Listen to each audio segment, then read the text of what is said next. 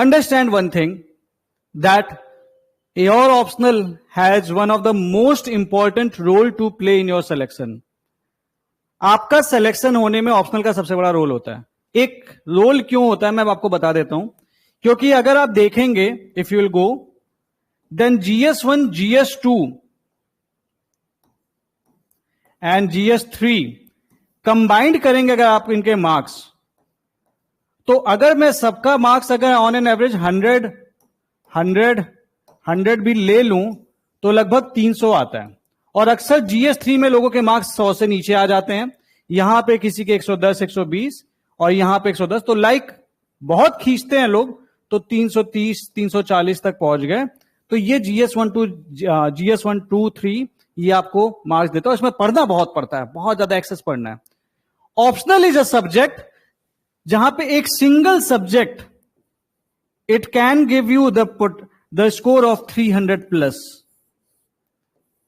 सो अकेला ये ऑप्शनल का मार्क्स इनके मार्क्स पे भारी पड़ जाता है. So you must understand that if you want to get the selection and if you want to get selected with a good rank, selection plus good rank, then your optional, it should be good. आपके optional में marks बहुत अच्छे होने चाहिए. इसलिए optional तो बहुत अच्छे से तैयारी करके जाना है आपको. एक सिंपल फंडा चलता है. एक जनरली जितने भी लोग सेलेक्टेड होते हैं ना, आप उनसे बात करेंगे तो 99% केसेस में they will be agreeing on one thing. First, अगर आपका ऑप्शनल में अच्छा स्कोर है, if your score is good in essay, because even in the essay it is easy to score 130+. I have always score nearly 130 के आसपास, और उसके लिए कोई स्पेशली अलग से मेहनत भी नहीं करनी पड़ी. And third thing, if you score good in ethics, in 99% of the cases, 99% of the cases आपको एटलीस्ट इंटरव्यू के लिए कॉल जरूर आ जाएगी. सो ऑप्शनल, ऐसे, एथिक्स, आप मेंस लिखने जा रहे हैं, इनको स्ट्रांग जरूर करके रखना. क्योंकि बाकी इन सब्जेक्ट्स का पे इतना ट्रस्ट नहीं कर सकते जितना आप इन सब्जेक्ट्स पे कर सकते हो. इट डजंट मीन कि हमें इन पे ध्यान नहीं देना है. इट सिंपली मीन कि इस पे ऐसा ध्यान देना है कि यहां पे तो आप स्कोर में फोड़ दो.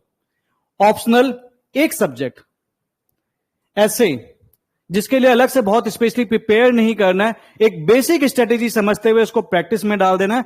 एंड एथिक्स, एक किताब and practice, that is sufficient for the ethics. थोड़ी सी अंडरस्टैंडिंग के साथ, ज्यादा भटकना नहीं है, और उसके लिए कोई बहुत अलग से कंटेंट इकट्ठा नहीं करना. सो ये तीनों मिलके आपको फाइनल सिलेक्शन तक लेके जा सकते हैं. So if you are appearing for the mains, you must make sure that you have a command over these things. But however, the current meeting is related to this only, optional, but ये चीज अपने final selection के लिए आप जरूर ध्यान रखना. Coming to next. Few important stuff that you have to keep in mind while preparing this optional. इस ऑप्शनल को पढ़ते वक्त, and I have kept in mind that you have means also. It means आपको सिर्फ optional नहीं पढ़ना है, आपको जीएस भी पढ़ना है. ये मेरे दिमाग में है. अभी जो मैंने वोटिंग कराई थी, I could found that 2 of you have not read the optional, कभी भी नहीं पढ़ा है. But most of you have read but are not prepared somehow. केवल 2 लोग थे आप में से जिन्होंने बोला कि भाई मैंने ऑप्शनल जिंदगी में पढ़ा नहीं है. सो आपने अगर नहीं पढ़ा, मैं आप उन 2 लोगों से बातें कर रहा हूं, अगर आपने नहीं पढ़ रखा है ना, तो आप टेंशन मत लेना, मैंने भी कभी नहीं पढ़ा था. Even then I could do this in 69 days. और ये सारा एक्सपीरियंस जो मैंने उस टाइम पे गैदर किया था, मैं वो सब कुछ आपको सिखाऊंगा और आप मुझसे बहुत बेहतर करके आएंगे. Try to understand this thing is very important for your mains. Time is not unlimited. Why I am saying this?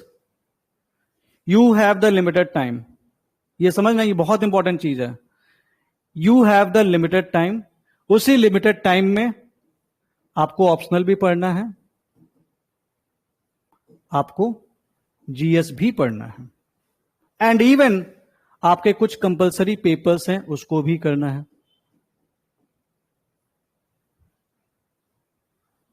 Try to understand. ये कंपलसरी पेपर अगर आप लोग नहीं जानते तो आपको 2 कंपलसरी पेपर देने होते हैं, प्रोवाइडेड कुछ एक्सेप्शंस ना हो तो, जिसमें आपको पास होना जरूरी है। It is the qualifying like the CSAT. हर साल कुछ बच्चे यहां पे फेल कर जाते हैं, don't fail in that. Then comes the GS, आपको इसके बारे में पता है। Then this is the optional. So you have the limited time. तो लिमिटेड टाइम है तो टाइम का डिवीजन सही होना चाहिए। और मेरी तो आपको यह सलाह है, इफ यू आर वर्किंग छुट्टी ले लो। भारत का कोई भी डिपार्टमेंट एटलीस्ट जनरली यूपीएससी के लिए आपको छुट्टी देने से मना नहीं करेगा, जनरली नहीं करेगा, क्योंकि जो the person who are actually holding the highest position in that organisation, that person would definitely have been selected from the UPSC 99% of the cases. तो ये जितनी भी इंडिया की ऑर्गेनाइजेशंस हैं जो उसकी टॉप मोस्ट प्लेसेस हैं, वो जनरली वो बच्चे हैं जो यूपीएससी से सेलेक्ट होकर आए हैं। तो in that case they are not going to deny you at least the UPSC के मेंस लिखने के लिए आपको छुट्टी देने से मना 99% केसेस में नहीं करेंगे। तो अगर आप जॉब कर रहे हैं तो छुट्टी अगर पॉसिबल है तो ले लीजिए, एटलीस्ट गवर्नमेंट जॉब में तो जरूरी ले लीजिए। एंड अगर आप प्राइवेट जॉब में देन ट्राई की 3 महीने के लिए किसी तरीके से एडजस्ट करके आप छुट्टी लेके तैयारी कर सको, because you have the limited time. 80 से 90 दिन के आसपास है आपके पास। So time is not unlimited. अगर टाइम अनलिमिटेड नहीं है तो इट सिंपली मीन कि आप लिमिटेड पढ़ सकते हो। This is very important. This is one of the mistake that most of the aspirants do each year. You do not have the unlimited time, so you can read limited. और आपको जो produce करना है वो उस limited पढ़ाई के साथ आपको बेस्ट रिजल्ट प्रोड्यूस करना है, क्योंकि आपको सिर्फ पढ़ना नहीं है। अगर मेरे को सिर्फ किताब पढ़नी तो मैं कई किताबें पढ़ सकता हूं। मेरे को उस किताब को पढ़ना है, डाइजेस्ट करना है, रिवाइज करना है, बार बार रिवाइज करना है, उसके बेसिस पे उसके क्वेश्चंस भी लगाने हैं। तो you can read limited.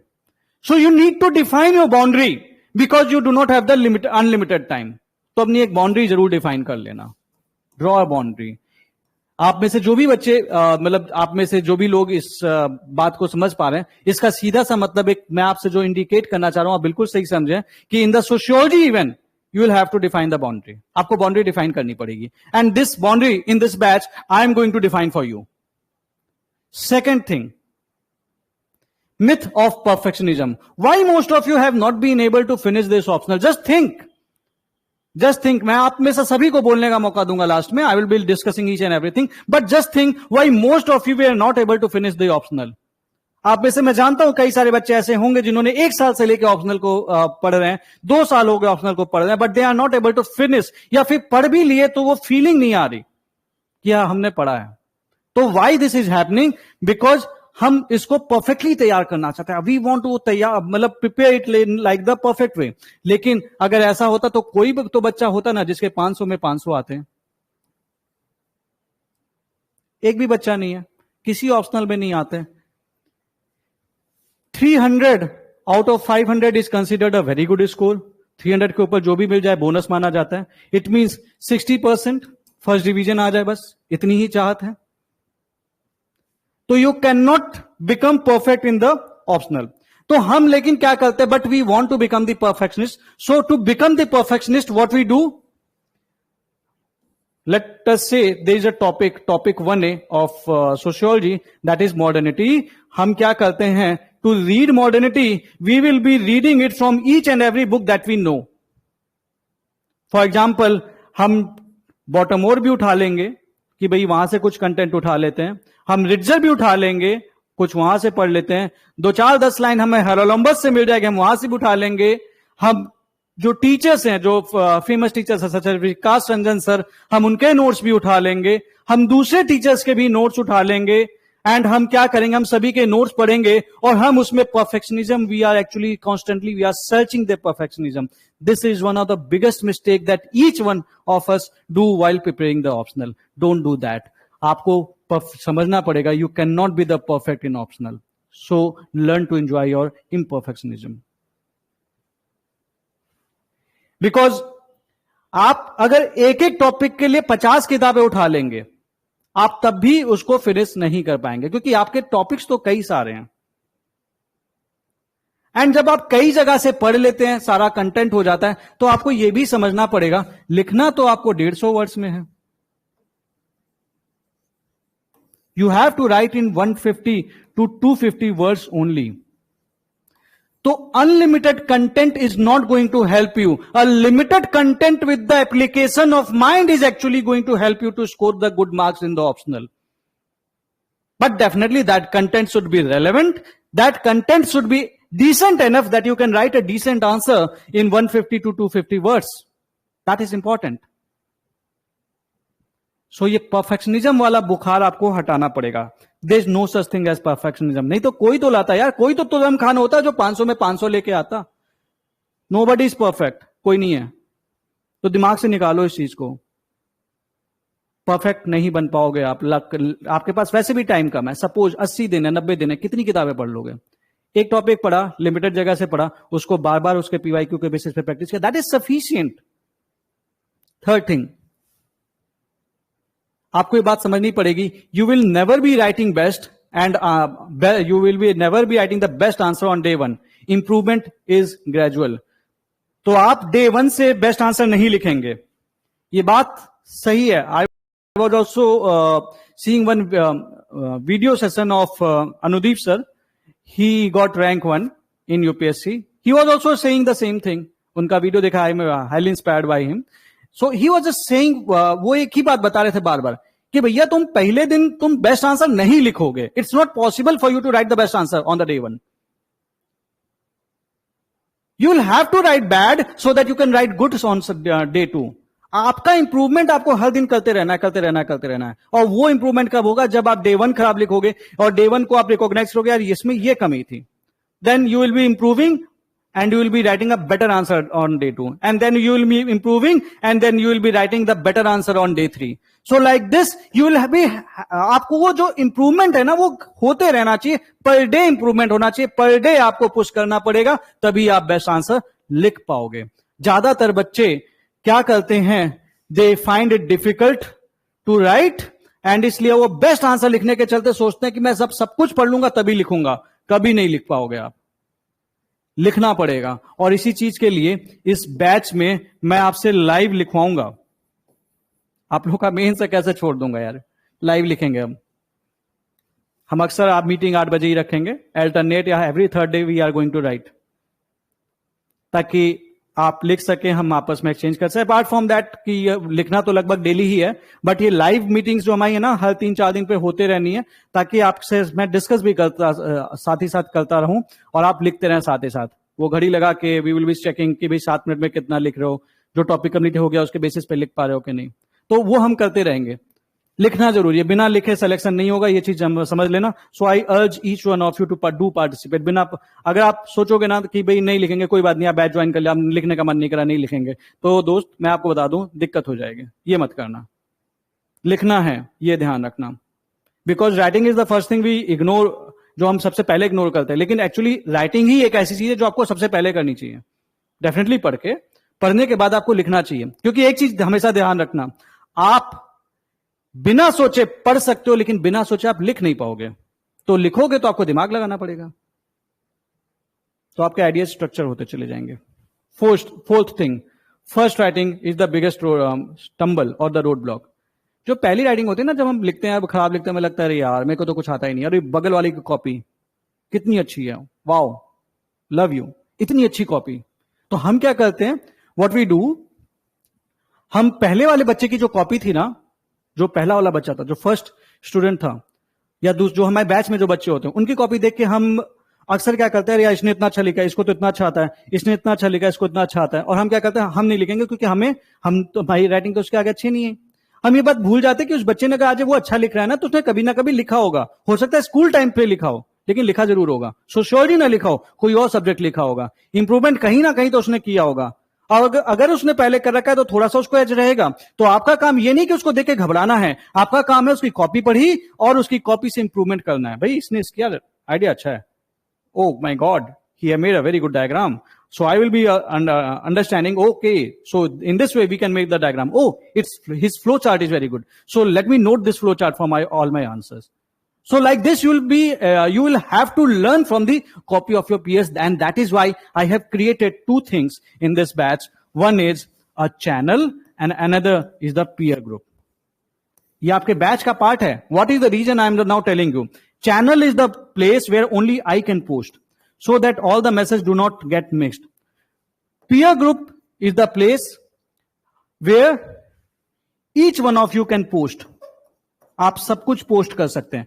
So I will be asking you to write the answer. Your task will be to do what you have to do. You will write the answer, you will post your answer, and then you will read the answer of others also. At least 4-5 copies you will have to.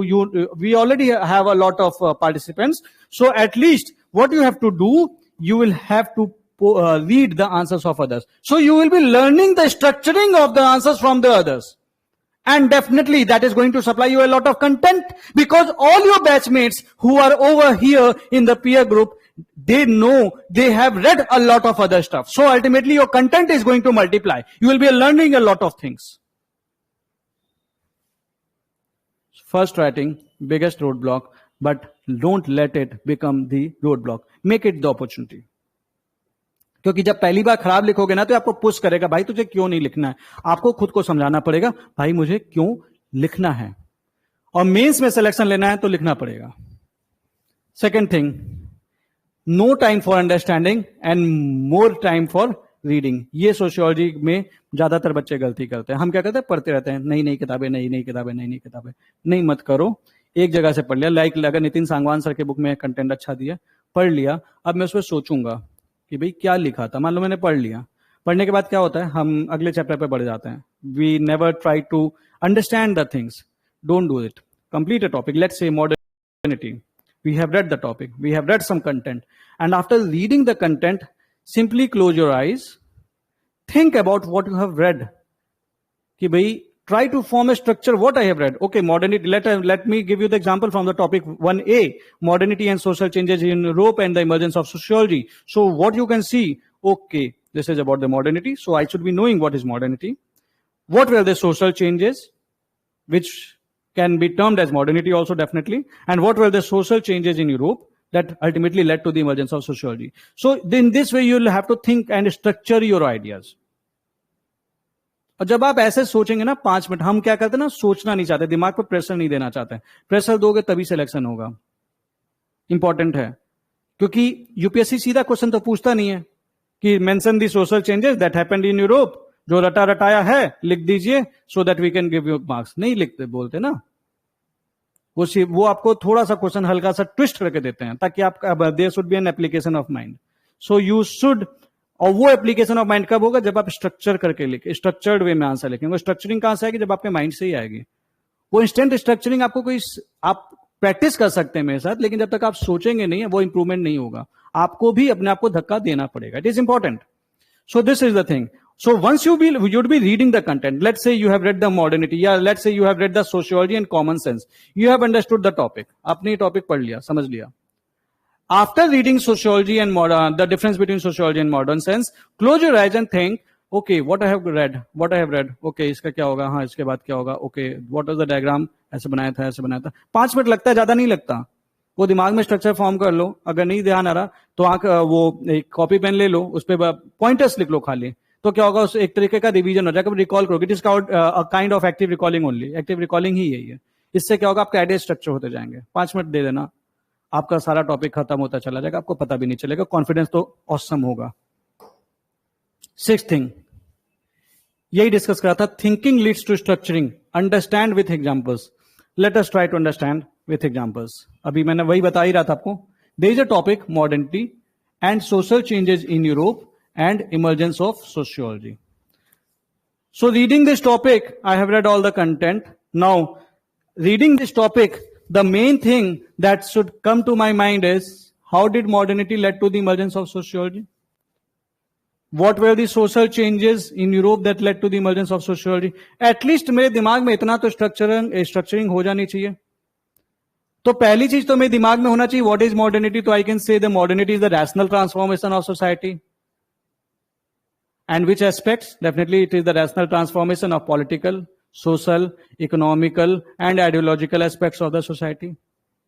अब political aspect की बात करेंगे तो सबसे पहले मेरे दिमाग में पॉलिटिकल रिवॉल्यूशन, जो कि फ्रेंच रिवॉल्यूशन था, वो दिमाग में आ जाना चाहिए.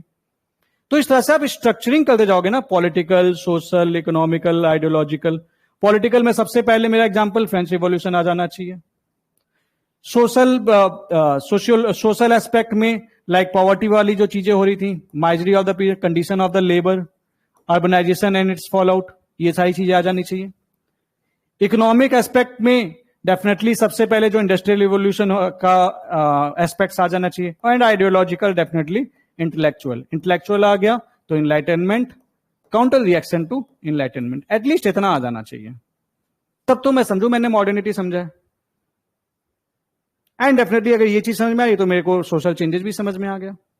सो like this try to form a structure in your mind. ये एक बार आपके माइंड में स्ट्रक्चरिंग बन गई तो टॉपिक बहुत आसान हो जाता है। तो थिंक अबाउट द टॉपिक।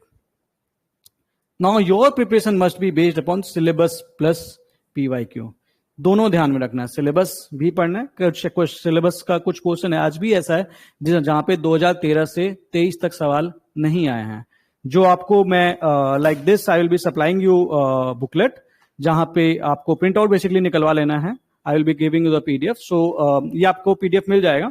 तो व्हाट आपको क्या करना है, आपने जो भी टॉपिक पढ़ना है सबसे पहले यही करना है कि आप ये टॉपिक उठाया, लाइक लेट्स से कि there is the topic like this modernity, या फिर स्कोप देख लेते हैं, scope of the subject and comparison with other social sciences, that is topic 1B।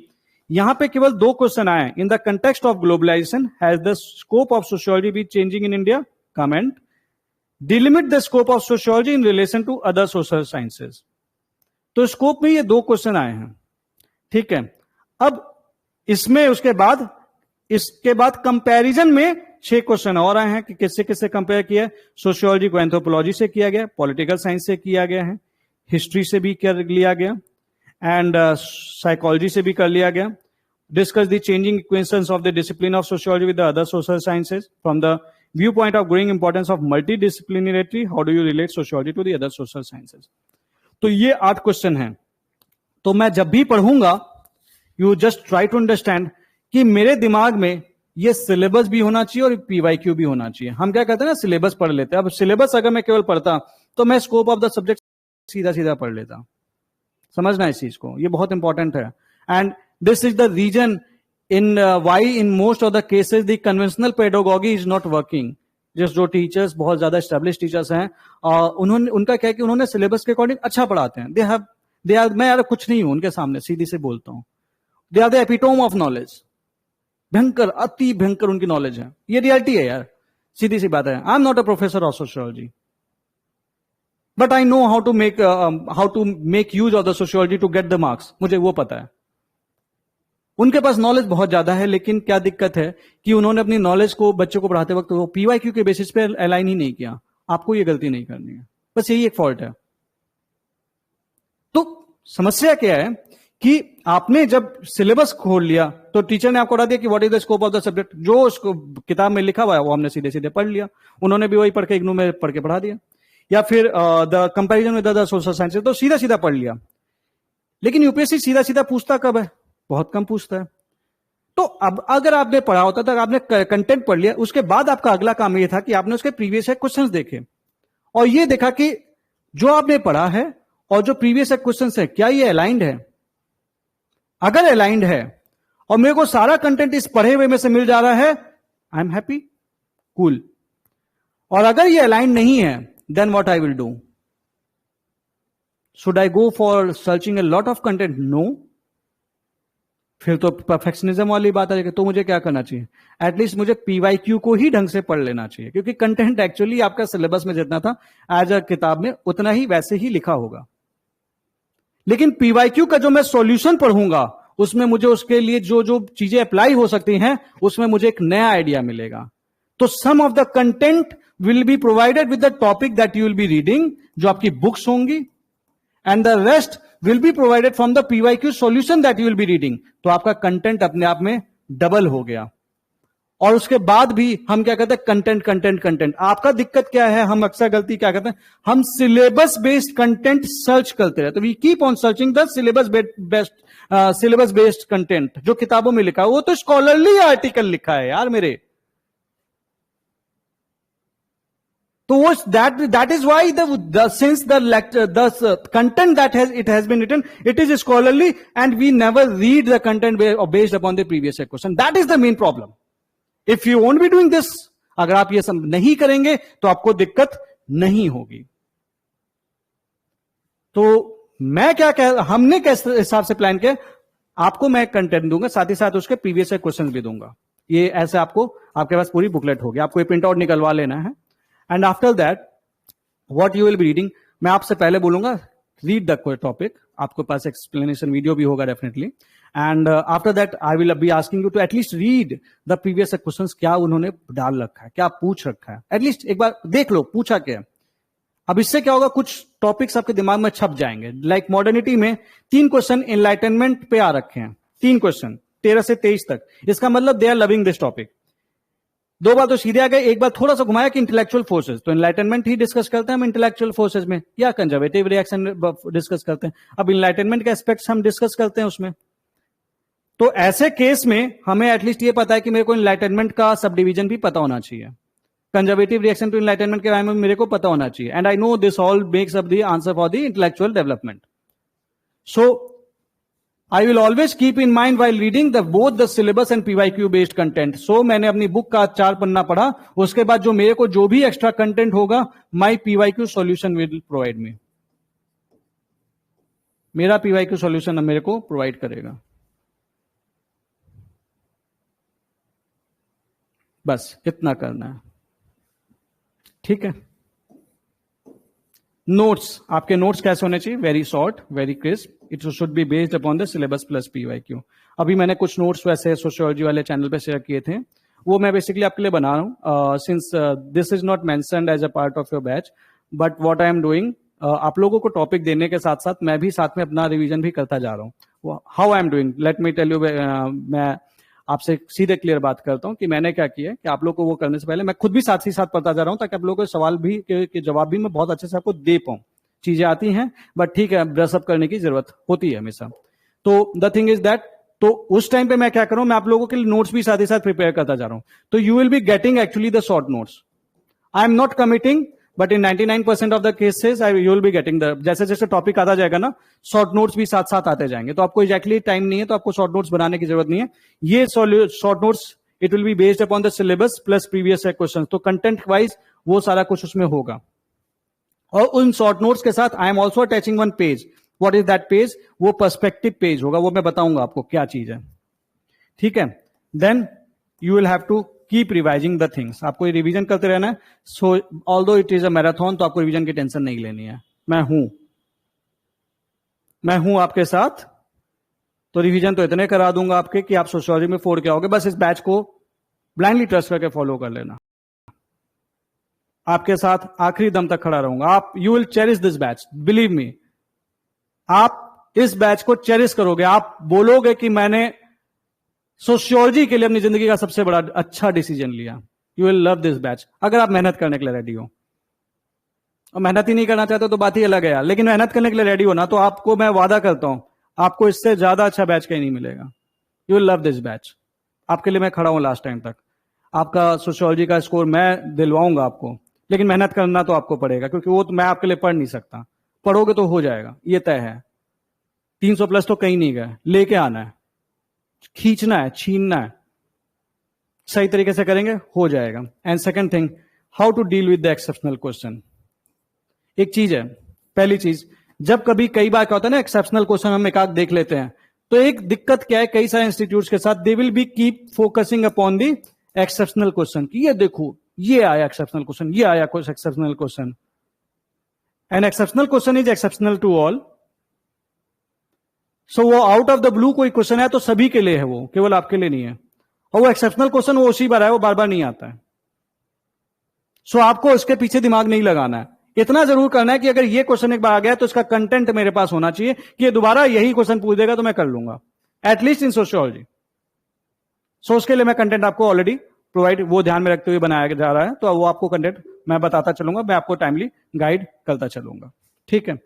दूसरी बात, अगर ये स्ट्रेट अगर थिंकर का व्यू नहीं पूछा और मेरे को बस हल्का सा भी आइडिया है इस टॉपिक का, you can always right about the topic through the use of perspectives. Perspectives क्या होता है मैं भी आपसे डिस्कस करूंगा, ठीक है। मैंने ये ऑप्शनल 69 डेज में किया था, तो आप में से जो बच्चे जितने भी बच्चे हैं जो इस को फर्स्ट टाइम पढ़ रहे हैं, आपके पास मेरे से दिन ज्यादा है, मुझे कोई बताने के लिए नहीं था। मैंने तो एक सर को फोन भी किया, सर कि यार मेरा सर मतलब I just want one thing from you कि I will be reading this topic, मैं पढ़ लूंगा समझ लूंगा, I just want one help from you sir, please help me. And he asked me what kind of help do you need. I asked him only one thing कि sir please check my copies in time, at least tell me कि भाई आप 10 दिन में इसे मेरी copy check करके मेरे को बता देना, मेरा मेन से मेरे को टेंशन है, तो please help me out in this. He told me that I can't help you in this. उन्होंने पूछा कि तुमने कभी कोचिंग की है सोशियोलॉजी की? मैंने बोला नहीं। कभी सोशियोलॉजी एक बार भी पढ़ा है? मैंने बोला नहीं। उन्होंने बोला आपका सिलेक्शन नहीं होगा। चुप गई थे बात चुप गई। तो हमने बोला नहीं ऐसे कैसे, पढ़े दिन रात यार, ठीक है। हमने कवर करने के लिए बात सही है कि मैं अगर उस टाइम पे 12 से 14 घंटे पढ़ रहा था तो उसमें 6 घंटे में सोशियोलॉजी को दे रहा था, तो उतना देना पड़ता है कई बार जब आपका ऑप्शनल बिल्कुल जीरो पे हो। तो आप में से जो भी बच्चे अगर सीधी सी बात है, अगर आपने कभी नहीं पढ़ा तो आपको उस बच्चे से तो ज्यादा टाइम देना पड़ेगा जिसने इस ऑप्शनल को पढ़ रखा है। लेकिन एक बात सीधी सी बात है यार, एक्सेप्शनल टाइम में if you can take the exceptional measures for you, तभी तो सिलेक्शन होगा ना यार, तभी तो विनर बनोगे, सीधी सी बात है। तो अगर मेरे को टाइम लग रहा है किसी टॉपिक को समझने में तो दूंगा ना टाइम, सीधी सी बात है, बट वो टाइम इफेक्टिव वे में दूंगा। तब मैंने तो गलतियां भी की, तो 69 डेज में मैंने गलतियां भी की, समझना इस बात को, मैंने गलतियां भी की, लेकिन मैंने टाइम इतना दे दिया था ऑप्शनल को कि वो गलतियां कवर हो गई। इतना सही तरीके से करने की कोशिश की कि चीजें कवर हो गई। कुछ गलतियों के बीच में हमने अपना जीएस का नॉलेज भी यूज किया कि जीएस के लिए मैं कैसे पढ़ता था, वही यहां पे अप्लाई कर दिया। कुछ वीडियोस देख लिए भाई क्या क्या पढ़ना है, लिमिटेड। और and definitely I really thank to Vishal Saha sir कि he does not know me, he is an IAS, but उनका मैंने एक वीडियो देखा था एंड उस वीडियो में उनकी कई सारी चीजें मैंने सीखी उनके उससे वीडियो से, and it really help me to crack this examination. उन्होंने भी ऐसे ही पहले बताया था कि उनका अटेम्प्ट के साथ ऐसे ही था कि उन्होंने बाद में किया था, तो वो चीज मैंने अप्लाई की। देखो यार बताया है उन्होंने, आप अप्लाई ना करो तो बात अलग है, तो मैंने उनकी कई चीजें उनकी भी अप्लाई कर दी and it really worked. Vishal Saha sir का एक मेथड था पर्सपेक्टिव मेथड। पर्सपेक्टिव मेथड क्या होता है समझना इस चीज को।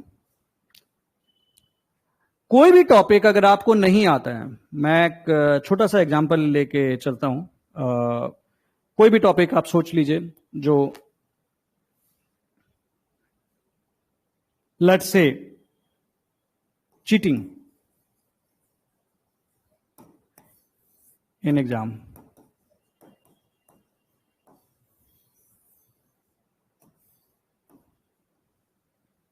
या फिर लेट्स से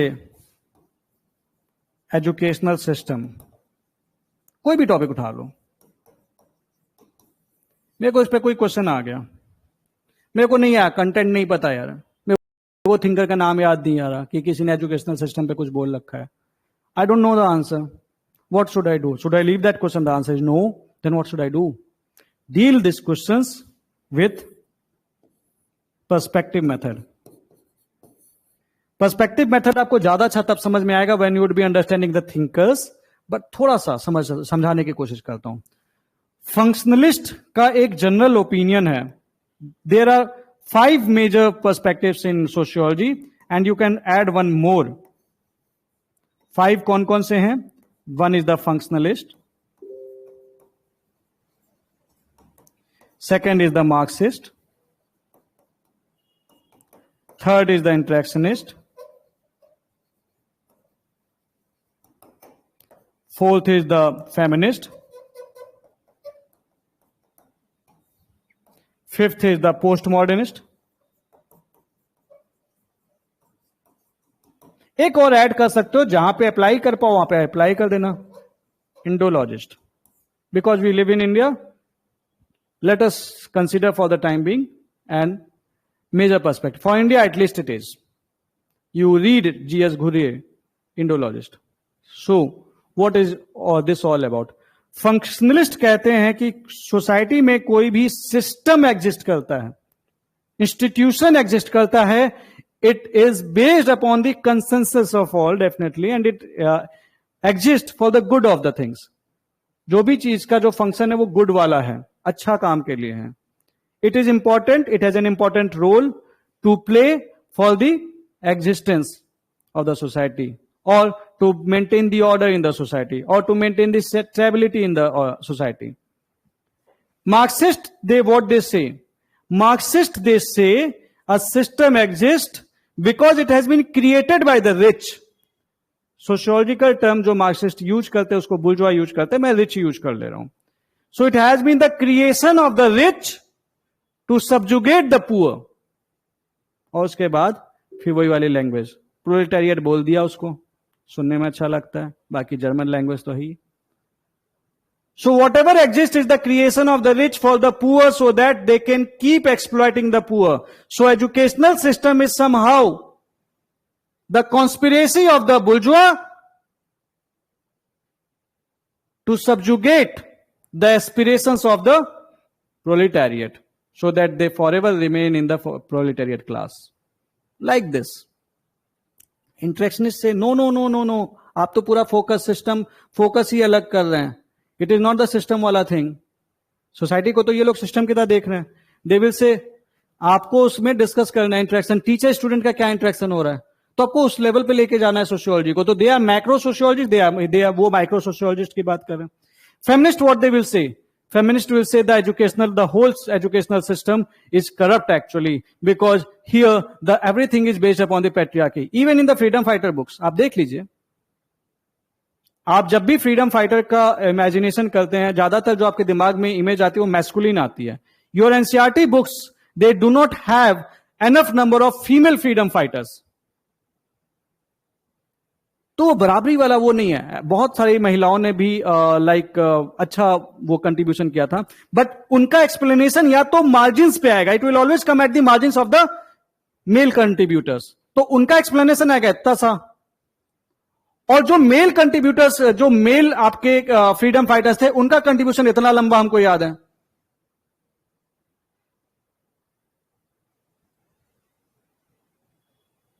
अब एक एग्जांपल देके बताता हूं. जैसे उषा मेहता का आप जी का सुनते होंगे, आपको पता है भैया रेडियो में अंडरग्राउंड वर्कर्स ही हुआ. इससे ज्यादा कितना जानते हैं आप उनके बारे में? या रानी गैडिलियो कितना जानते हैं आप? वो तो रानी लक्ष्मीबाई की बात इसलिए हो जाती क्योंकि बिकॉज वो एक उसके ऊपर तो सीरियल्स वगैरह भी बन चुके हैं और इतने फेमस हो गए कि उनका थोड़ा फिर भी थोड़ा बहुत जानते हैं. लेकिन ज्यादातर केस में we don't know about the enough number of female freedom fighters. So our educational system is biased toward the patriarchal system. It is biased due to the conspiracy of the patriarchal system, whereby women are shown in the place of they are subjugated by the male authority. Women are portrayed as Devi in the scriptures, but in reality they are treated as Dasi in actuality. Devi Dasi dichotomy. Feminist, postmodernist, सब सही है, सब सत्य है. ये अभी जितना चारों बोला ये चारों सही है, और तुम अगला कुछ बोलोगे वो भी सही है. We can not take the grand narratives. There is no such thing as truth. It is only a language game. Whatever you are saying it's truth. The truths are multiple. There is no such thing as modernity. All there can be the multiple modernities. तो thinking of a grand theory गड़बड़ है. Indologist क्या बोलेंगे? ये जो तुम पूरा system बता रहे हो ना, एजुकेशनल सिस्टम और ये सारा कुछ, हमारा सिस्टम ही अलग है. Our educational system is unique, and the current education system is directly applying the western education system on the Indian society without a thought. But the situation of India is unique, so it needs its own unique method. You need the own unique methodology to teach the student. So like this आप हमेशा कुछ ना कुछ लिख सकते हो. तो इस तरह से आपको पर्सपेक्टिव वाइज आप कोई भी टॉपिक पे, कोई भी टॉपिक होगा ना, 90% में केस में लिख दोगे, अनलेस कि भैया वो एक थिंकर दे देंगे, उसकी एक पर्टिकुलर थ्योरी दे देंगे जिसके बारे में आपने सुना भी नहीं होगा और आपको ये भी नहीं समझ में आएगा फंक्शनलिस्ट है कि कौन है। अगर उसको आपको इतना भी समझ में आ गया ना कुछ टॉपिक से कि ये थोड़ा फंक्शनलिस्ट टाइप का लग रहा है, मार्क्सिस्ट टाइप का लग रहा है, तो भी कुछ ना कुछ बना के लिख दोगे। नहीं लिखोगे जीरो आएंगे, लिख दोगे कुछ तो आएंगे। तो क्वेश्चन तो कोई मत छोड़ना, ये इंपॉर्टेंट है, ये बहुत इंपॉर्टेंट है। क्वेश्चन नहीं छोड़ना है, छोड़ना ही नहीं है। मेंस के सब्जेक्ट में भी ये कर लो, एक सीधी सी बात है, 20 क्वेश्चन आते हैं, लाइक GS1 में 20 क्वेश्चन आते हैं। सपोज आपको नहीं आता है, एक एग्जांपल दे रहा हूं, आप नहीं लिख के आते हो, तो नहीं लिख के आओगे तो जीरो की श्योरिटी है। आपको दिमाग में यार सीधा सीधा तो आंसर नहीं आता, कुछ कुछ ये हो सकता है, मेरा लॉजिक मेरा ये कहता है, आप लिख दोगे कुछ पॉइंट्स, आधा नंबर दे देगा, क्या पता आधे नंबर से आपका सिलेक्शन हो जाए, और क्या पता आपका सिलेक्शन रुका ही आधे नंबर से था। तो never leave a question, perspective method. Topic tracking, they will be, I will be supplying the PDF, आपको प्रिंट आउट ले लेना है। So here you will see there is topic number, topic name, उसके आगे लिखा रहेगा थ्योरी फिनिश्ड एंड अंडरस्टूड, आपने theory पढ़ ली है, समझ लिए, whether you have brainstorm on the topic. और ऐसे ही हमें पढ़ना भी इस ट्रैकिंग के अकॉर्डिंग पढ़ना है कि आपने टॉपिक दिया, आपने उसकी थ्योरी पढ़ेंगे, समझेंगे, उसके अलावा बाद आप उसके क्वेश्चंस को ब्रेनस्टॉर्म करेंगे, सोचेंगे भाई हमने पढ़ा, can it be apply to the previous questions. Brainstorming करने के बाद आप उसके सॉल्यूशन पढ़ लेंगे, डायरेक्ट सॉल्यूशन नहीं पढ़ना है। You see the question, you brainstorm the question and then read the solution. तो 2 मिनट पहले सोचो उस पर, तो आपका पूरा आइडिया अपने आप स्ट्रक्चर होता चला जाएगा। सीधा तरीका है, क्वेश्चन आया आपने सीधा, अभी मैं करके दिखाऊंगा आपको, उसके बाद you have to make the notes. Although मैं आपको ऑलरेडी नोट्स दे रहा हूं तो जरूरत नहीं है, उस पर भी आप रिलाई कर सकते हो, बट फिर भी हर एक बच्चे की देखो नीड अलग है, तो आपकी नीड अलग हो सकती है, तो you can definitely make your own notes. अगर आपको लगता है आपको अपने नोट्स बनाने चाहिए तो आप बना लीजिए, कोई इशू नहीं है। And then first completion revision 1 2 3 4 and like this, हमने उसको प्लान कर रखा है, ठीक है। My source of more content, topic पढ़ने के बाद that was the PYQ solution. 1 PYQ solution I strongly recommend. एक बड़ी प्यारी किताब आती है क्रॉनिकल सॉल्यूशन, अच्छी किताब है, क्रॉनिकल पब्लिकेशन की सॉल्यूशन आती है, ये ले लेना, लेटेस्ट वाली, बेस्ट किताब है अभी तक मार्केट में जितनी भी मैंने देखी है। आप किसी और को जानते हो तो बात अलग है, बट मेरे हिसाब से फिलहाल ये बेस्ट है, तो ये ले लीजिएगा।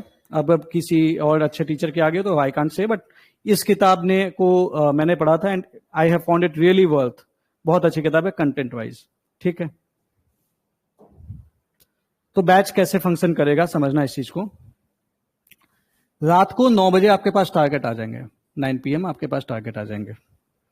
उसके साथ साथ एक एक्सप्लेनेटरी वीडियो भी आएगा, एक लिंक मैं दूंगा आपको। देखो ये वीडियो आप देख सकते हैं, this video you can see, ठीक है। और अगर आपने पहले से इस टॉपिक को पढ़ रखा है, आप समझते हैं इस टॉपिक को, तो आप ये वीडियो अवॉइड भी कर सकते हैं, ये आपका चॉइस है। लेकिन जो लोग फर्स्ट टाइम सोशियोलॉजी पढ़ रहे हैं वो इस वीडियो को देख लेना, ज्यादा बड़ा वीडियो नहीं है, ये 20 से 22 मिनट का वीडियो होगा। It is not initial level पे थोड़ा सा स्कॉलरली वीडियो होगा, बट लेटर लेवल पे लाइक एक आध थिंकर करने के बाद इट विल बी लाइक 5 से 10 मिनट में कन्वर्ट हो जाएगा। It is not going to be a scholarly video, but it will give you the crux of the topic. आपको टॉपिक एटलीस्ट समझ में आ जाएगा, आपको पता चल जाएगा किन चीजों पे फोकस करना है। तो you will see this video and then you will read the content, जो आपको मैं टॉपिक वाइज बताता चलूंगा। इस कंटेंट को पढ़ने के बाद, अच्छा कंटेंट में कभी मैं आपको नितिन सांगवान सर की बुक भी बोल सकता हूं, कभी मैं आपको हैंड रिटन नोट्स भी दे सकता हूं, कभी मैं आपको इग्नू का मटेरियल दे सकता हूं, कभी इनफैक्ट उड़ीसा वाली जो वहां पे ओपन यूनिवर्सिटी है उसका भी दे सकता हूं। तो कंटेंट डाइवर्सिफाइड है थोड़ा सा, तो मैं कंटेंट दूंगा एक ही, जो जितना दूंगा बस उससे ज्यादा नहीं पढ़ना, आपको ये ध्यान रखना है, ठीक है। तो ये कंटेंट आपको पढ़ना है। इस कंटेंट को पढ़ने के बाद अब यहां पे एक चीज ध्यान रखना, बीच में जैसे मॉडर्निटी वाला टॉपिक है, ये क्वेश्चन पढ़ लेना है पहले, तो ये जो मैंने दे रखी है क्वेश्चन पढ़ना है, फिर उसके बाद ये कंटेंट पढ़ना है। क्वेश्चन पढ़ते वक्त क्या क्या चीजों का ध्यान रखना है वो बताता हूं आपको। तो 9 बजे टॉपिक आ जाएगा, वीडियो आ जाएगा, कंटेंट भी आ जाएगा आपके पास, ठीक है। अब आपको ये पढ़ना है, आपके पास 24 घंटे का टाइम रहेगा। अब 24 घंटे का टाइम रहेगा, इस डजंट मीन कि आपको 24 घंटे ऑप्शनल पे ही देने हैं। You simply divide your time 8+4, if possible read for 12 hours, कोई दिक्कत नहीं है यार, थोड़ा कम सो लोगे, सिलेक्शन ले लोगे, ढंग से सो लेना लबासना में, अभी मेहनत करने के लिए कमर कस लो, अभी एक ही काम है, सो लाइट खाओ, एक्सरसाइज करो और पढ़ो, बस सब छोड़ दो, फोन ऑन सब साइड कर दो, इस टाइम पे सिलेक्शन लेना है, ठीक है। तो करना क्या है, तो ये कंटेंट आ जाएगा आपके सामने। Now this, let's say this topic, अब मैं टॉपिक पढ़ रहा हूं तो मैंने देख लिया कि they want me to know about the intellect, how did the intellectual forces led to the emergence of sociology. तो I should be knowing topic पढ़ने के बाद कि इंटेलेक्चुअल फोर्सेज क्या होते हैं। How has enlightenment contributed to the emergence of sociology, 10 number, 10 number का आया है, 10 नंबर का आया है। What aspects of enlightenment do you think paved the way for the emergence of sociology? ये भी सिमिलर क्वेश्चन दे रहा है, 2015 वाला 2022 में रिपीट हो गया, ये आपके उसमें इसी से कट करके मैंने डाला हुआ है। डिस्कस द हिस्टोरिकल एंटीसीडेंट्स, तो मेरे को हिस्टोरिकल एंटीसीडेंट्स पता होना चाहिए जो कि सोशियोलॉजी के इमर्जेंस में यूज हुआ। Explain how sociology has emerged as a distinct discipline based upon rationality, तो मुझे इस टर्म का मीनिंग पता होना चाहिए, and scientific temper, although this is the part and aspect of the enlightenment only. Sociology is preeminently study of modern societies. Discuss its kind of debate. क्या ये modern societies का ही स्टडी है या कुछ और। यहाँ पे इंडोलॉजिस्ट बोल सकता है कि भैया तुम इंडिया को तो कंसिडर कर ही नहीं प्रॉपरली, वो अपना वो कर सकता है। पोस्ट मॉडर्निस्ट क्या बोलेगा कि ग्रैंड नैरेटिव्स का कोई मतलब नहीं है। तो something like this I will be, जब आप ये टॉपिक पढ़ने लगे आप समझ जाएंगे। Europe was the first and the only place where modernity emerged, ये टॉपिक अब आपको समझ में आ रहा है भाई ये यूरोप का ही डिस्कशन है, but what is the first और what is the only place. Extreme circumstance क्या होना चाहिए, टॉपिक पढ़ने का दिमाग में आना चाहिए। कंटेंट नहीं मिला, हम सॉल्यूशन देख लेंगे बाद में।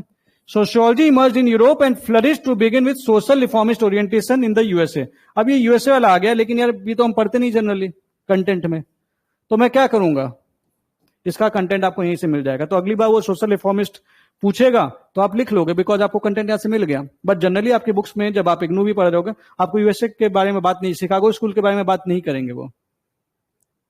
एक क्वेश्चन आया था, वो भी कब आया था, 2013, लेकिन 2000 दिक्कत क्या है, ये 2013 का क्वेश्चन 2024 के बच्चे को परेशान कर दे कि इसे 10 किताबें पढ़नी पड़ जाए और शिकागो स्कूल ढंग से पढ़ने लग जाए या फिर दूसरा स्कूल ढंग से पढ़ने लग जाए, वहां समस्या है। 23 में आया था, जिस टाइम पे आपका क्या कहते हैं सी सेट और ये सारा जो सिलेबस था सब चेंज हुआ था, समझना। उसके बाद कभी नहीं आया, ये भी समझना। लेकिन हम ये नहीं देखते, हम एक क्वेश्चन देख लेते हैं, और ज्यादातर लोग का फोकस इस पे रहता है, इस पे नहीं रहता जहां से क्वेश्चन आता है। So this is the mistake actually done by many, ये मिस्टेक है जो ज्यादातर लोग करते हैं, आपको ये मिस्टेक नहीं करनी है। Don't do this mistake, this. तो ये पीवाईक्यूज है ना, they should guide you to like to how to read the topic. इन्हीं पीवाईक्यूज को ही ध्यान में रखते हुए आपको इस टॉपिक को पढ़ना है। एंड आफ्टर दैट टॉपिक पढ़ लिया, अब मैं सोचूंगा भाई मैंने टॉपिक पढ़ लिया, what are the intellectual forces यार, क्या क्या थी that led to the emergence of sociology. Okay scientific था, लेकिन इसको मैंने क्लब करना है तो कहां करूंगा, इंटेलेक्चुअल फोर्सेस। ओके मेरे को एक बात समझ में आई, इंटेलेक्चुअल फोर्सेस दो हैं, प्राइमरी तो इनलाइटनमेंट है, लेकिन इसको मैं दो पार्ट में दिखा सकता हूं, conservative reaction to enlightenment, kind of ये वही है। फिर अब मेरे को इसको एक्सप्लेन करना पड़ेगा, तो इनलाइटनमेंट के मैं प्रोस्पेक्ट्स डिस्कस कर लूंगा। Reason as a measure to जज सोशल इंस्टीट्यूशन, साइंटिफिक प्रिंसिपल्स, ये सारी चीजें मेरे दिमाग में आ गई।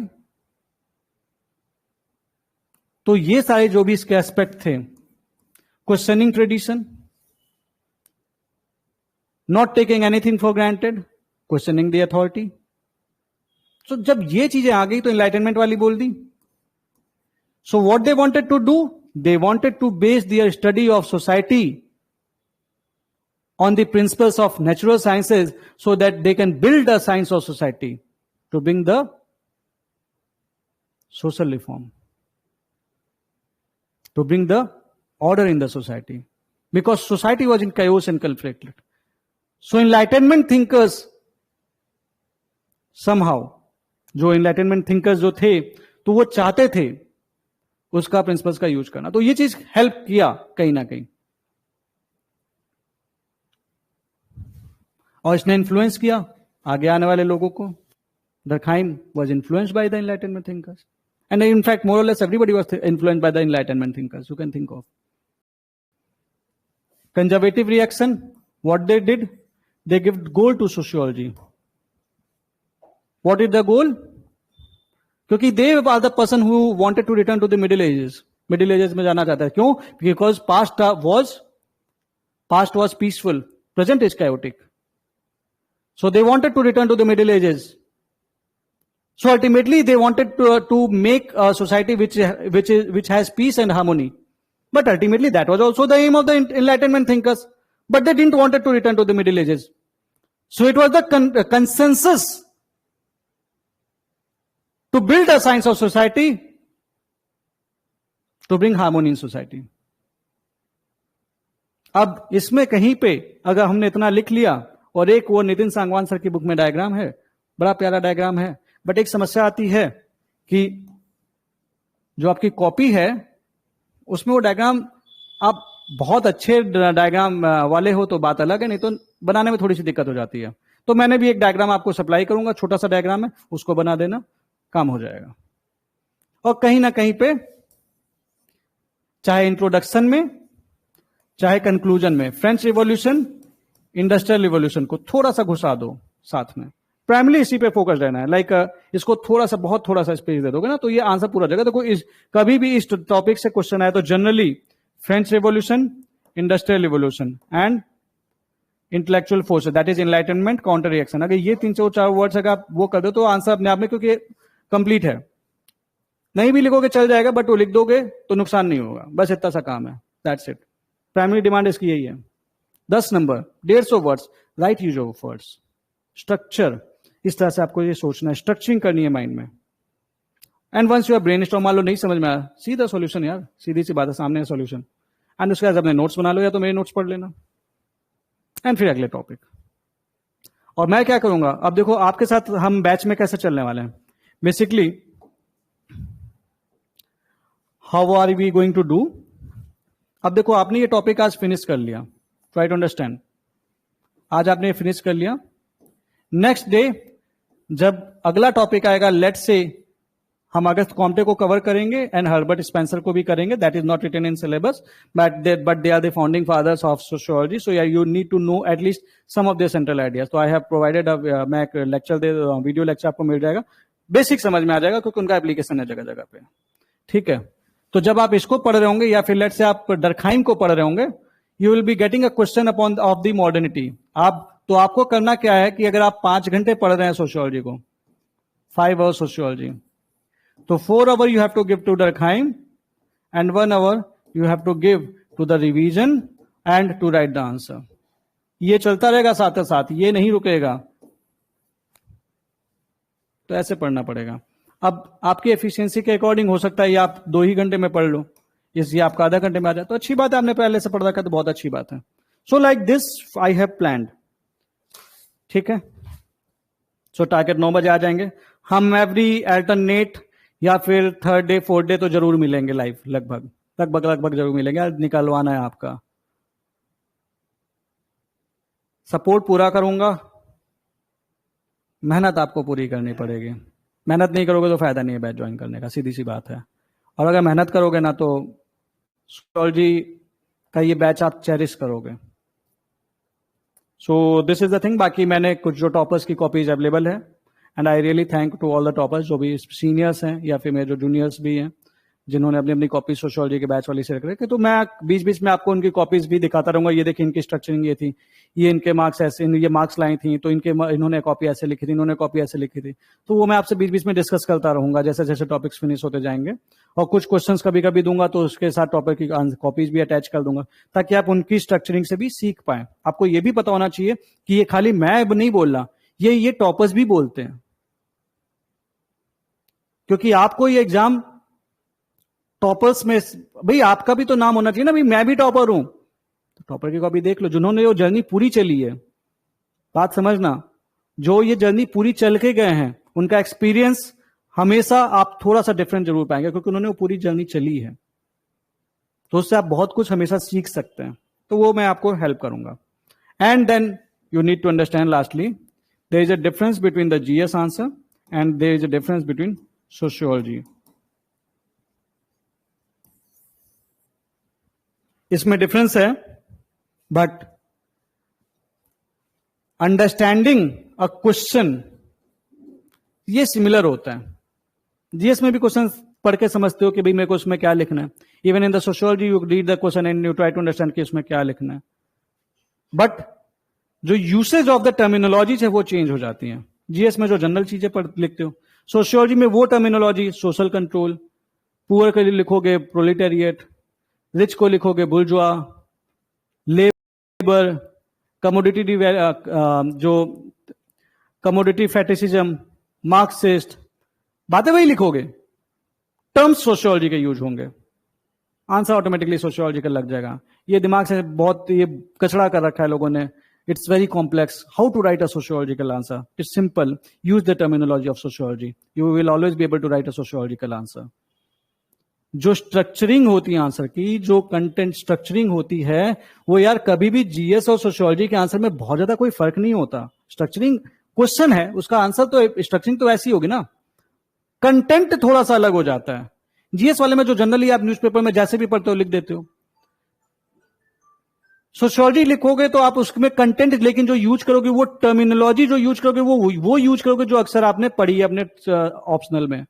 और जब आपको ये भी समझ में नहीं आएगा, आपके पास कंटेंट भी नहीं आएगा, तब उस टाइम पे भी आप अपना आंसर सोशियोलॉजिकल कैसे मेंटेन कर सकते हो?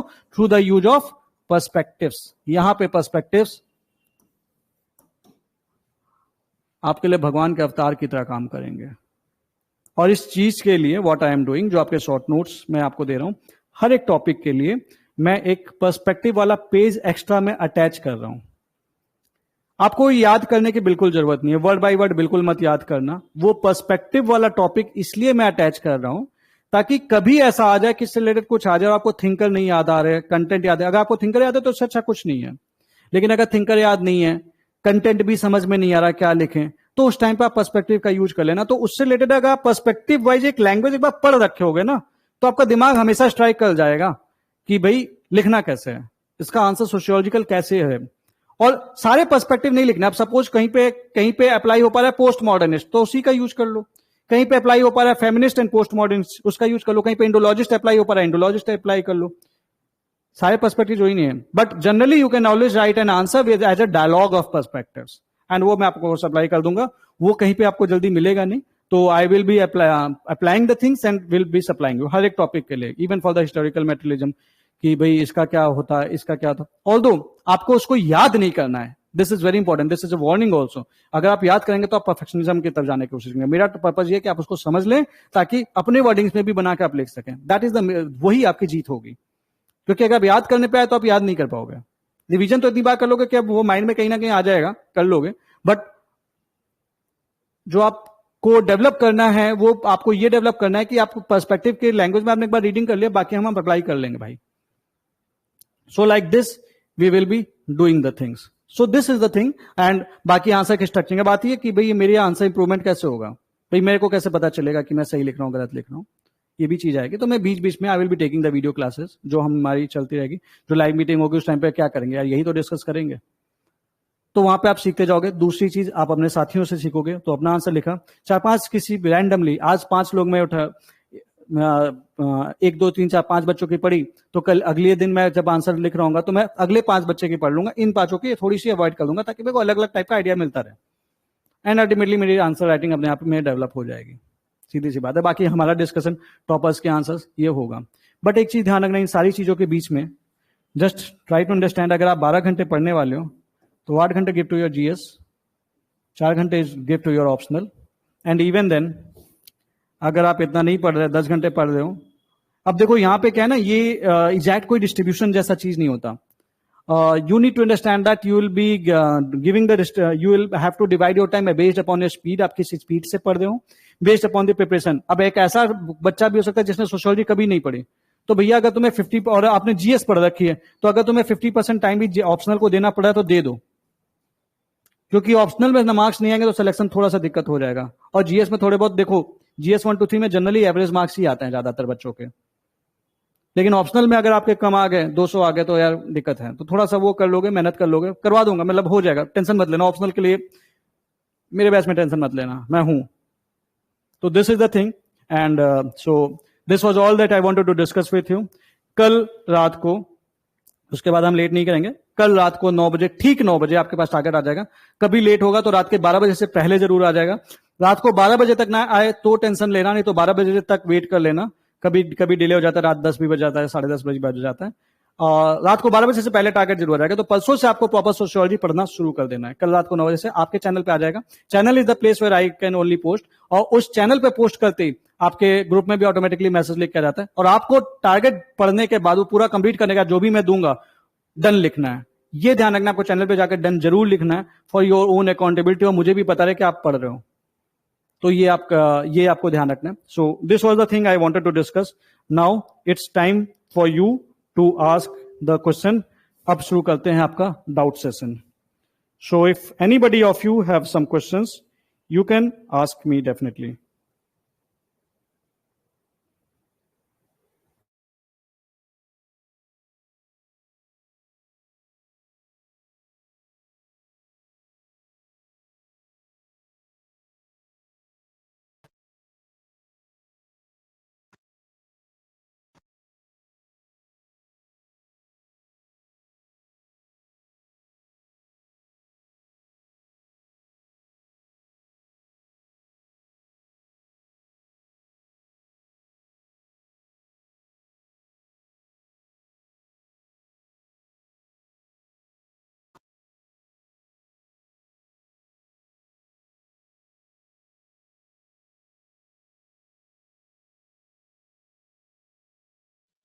Hello hello hello hello hello, yes Shivay, good evening sir. Good evening. Sir मैंने ये विकास विजय सर से क्लास कर रखी है, बट सर वो 1 साल पहले की थी सर। अभी उसके बाद सर कोई आंसर राइटिंग नहीं की, तो उनका जो नोट्स है सर, मतलब वो स्ट्रक्चराइज नहीं है सारा। वेट अ सेकंड अनिल, आवाज तेज करना जरा थोड़ा, उसकी आवाज ऊपर वाले उससे, इससे नहीं, रिमोट से ऊपर उसका स्क्रीन की आवाज लाओ, दो मुझे दो।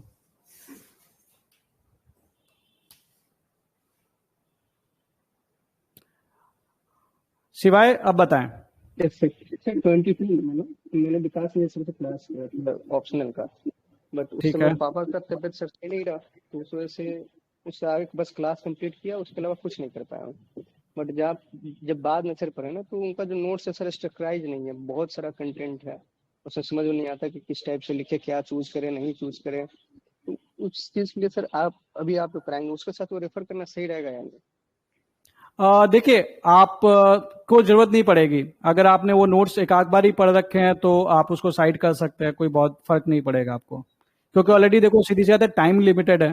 तो आप क्या करोगे ना, मैंने वही चीज बोली, परफेक्शनिज्म वाली फीलिंग। तो यस सर। हम क्या होता है ना, अक्सर we don't want to let the things go. एक चीज अच्छी है कि आपने वो, आपके पास वो नोट्स हैं, तो यस डेफिनेटली आपके पास कंटेंट वाले के लिए आपको वैसे टेंशन नहीं है। But the thing is yes that जब आप बैच से साइड होके चलेंगे, और हम भी तो आपको कंटेंट जो दे रहे हैं वो अच्छा ही देंगे, खराब तो यस देंगे सर। नहीं। यस यस सर, ठीक है, मैंने आपको तो प्री में भी फॉलो किया हुआ था हर सब्जेक्ट के लिए सर, आपका नोट्स ये सब हर चीज से। राइट। सो अभी इस टाइम पे क्या है कि I am just going to give you the cream content, तो अब आपको ये कंटेंट तुरंत समझ में आ जाएगा। कभी एक ओके ऐसा टॉपिक आएगा कि भाई नहीं समझ में आ रहा, मेरे को लाइक लेट्स से मॉडर्निटी का टॉपिक, मैं आपसे बोलूंगा भैया नितिन सांगवान सर से पढ़ना है, एक एग्जांपल लेके यस बोल रहा हूँ। यस आपने बोला यस सर मेरे को इससे नहीं समझ में आ रहा, तो ठीक है, आपको उससे नहीं आ रहा, विकास रंजन सर का नोट्स है, आप उसको पढ़ लेना, ओके कहीं तो समझ में आएगा। और बाकी यस उसके सर। अलावा मेरा वीडियो लेक्चर रहेगा ही। यस, तो this is the thank thing, you आप ऐसे कर सकते। Welcome, thank you sir. Welcome. KP, मैंने आपको अनम्यूट किया है फिर से।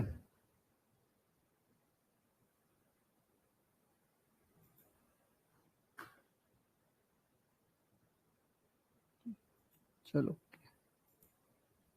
रोहिल मैं आपको अनम्यूट कर रहा हूं। रोहिल, मैंने आपको अनम्यूट किया है। Hello, am I या audible, sir? या you Audible. Sir for sociology मैंने क्या किया है दैट वन टाइम मैंने नितिन सांगवान सर की बुक भी पढ़ी है, जो सेकंड एडिशन, एंड तुषांशु सर के नोट्स भी पढ़े, बट मैंने उनसे कभी नोट्स नहीं बनाया। What I have did is मैंने जस्ट अंडरलाइन कर दिया है और मैं वही पढ़ता रहता हूँ। But when ever I see that thing again, मुझे यही लगता है that I will not able to वो रिटेन नहीं होता मुझसे। मुझे पता है कि ये चीज़ें है, but I cannot replicate in that answer. तो if you are giving notes, then should I also see the underlying things or just refer the notes? देखो, आप मेरे नोट्स पढ़ने के बाद ना आपको कुछ पॉइंट्स लगेगा कि यार मेरे नोट्स में वो एक्स्ट्रा दिया था, मुझे एडिशन करना चाहिए, तो आप कर सकते हो। लेकिन आपको मैं बता दूं, वो कॉन्फिडेंस इसलिए नहीं आया क्योंकि पढ़ने के बाद शायद आपने ब्रेनस्टॉर्मिंग नहीं की होगी। अगर आप सारे क्वेश्चंस पे ब्रेनस्टॉर्मिंग करते, उसके बाद अगर आप नोट्स बनाते, अक्सर जो नोट्स होते हैं ना, वो पीवाईक्यू को ध्यान में रखते हुए नोट्स नहीं बनाए जाते। मैंने जो नोट्स आपको सप्लाई कर रहा हूं ना, वो इस हिसाब से बनाया कि पीवाईक्यू के सॉल्यूशन को ध्यान में रखते हुए भी बना रहा हूं मैं। इट इज नॉट ओनली कि it is just to give the notes, it is to like PYQ को ध्यान में रखते हुए बनाया जा रहा है, ताकि क्वेश्चन सिमिलर ही आने वाले हैं, तो आपके पास कंटेंट हमेशा रहेगा। तो वो कंटेंट के लिए नोट्स अपने आप में सफिशियंट होंगे। फिर भी कहीं पे आपको लगता रहेगा कि लाइक मेरे को यार एक बार रेफर करने वाला एक पॉइंट अच्छा था, लेट्स से आपको कोई थिंकर की एक लाइन बहुत अच्छी लग गई थी और आपको लगता था कि अगर ये मेरे को मौका मिलेगा तो मैं आंसर में लिख लूंगा, उस नोट्स में ऐड कर देना, बस simple. Okay, sir. Thank you. Welcome.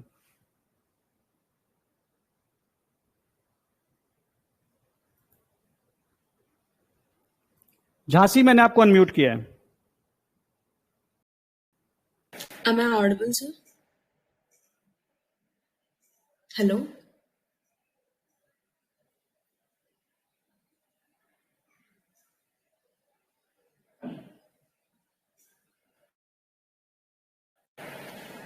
Am I audible, sir?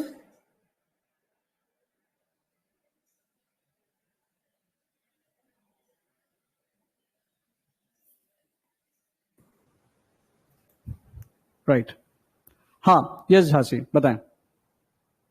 Sir, will the recordings be provided for? हाँ, रिकॉर्डिंग्स प्रोवाइड की जाएंगी, Okay, okay. But live meeting की recordings like try to attend the live meets, क्योंकि it might not be, देखो कभी कभी क्या होता है कि वो रिकॉर्डिंग किसी ना किसी टेक्निकल ग्लिच के चलते अगर नहीं रिकॉर्ड हो पाई तो आपको नुकसान नहीं है। एंड लाइव मीटिंग का फायदा ये है ना कि जब मैं लाइव मीटिंग ले रहा हूँ तो मैं खाली लाइव मीटिंग नहीं ले रहा हूँ, उस लाइव मीटिंग के दौरान मैं आप लोगों से उस टाइम पे साथ ही साथ, अगर मैं जिस भी टाइम पे लाइव मीटिंग ले रहा हूँ तो in 90% of the cases I will be asking you all to write the answer. एक दो आंसर मैंने आपसे लाइव मीटिंग पे लिखवाने हैं। वो जो इनर्सिया ऑफ नॉट राइटिंग है वो सामने आके ही तोड़ा जा सकता है, और वो स्पेशली मैं इसलिए कर रहा हूं क्योंकि आप लोगों का मेंस है, तो डू अटेंड इट। इसलिए हमने मीटिंग का टाइम हम 8 बजे ही रखेंगे, ताकि आप लोगों की जो भी अगर कोई कोचिंग आपने ज्वाइन कर रखी है, कोई क्लासेस करनी है, कुछ करना है, तो आपके टाइम के साथ क्लैश ना करे। लाइक आज की मीटिंग जैसे डिलेड हुई, वो डिले होने का रीजन ऐसा था कि like I got a request from 3 of you कि सर अगर पॉसिबल हो सके, हमने कोचिंग ज्वाइन कर रखी है मेंस के लिए, तो हमें लाइक लाइव मीटिंग थोड़ा 2 बजे दिक्कत हो जाएगी। तो आई थॉट कि भाई 3 बच्चे कोई बात नहीं, इसलिए मैंने 8 बजे कर दिया। 8 बजे कोई कोचिंग नहीं होती, तो इसलिए लाइव मीटिंग अटेंड जरूर करना, ट्राई करना, एटलीस्ट कोशिश कर लीजिएगा। But I will try to provide the recording in the case you have not attended, but don't make it a habit.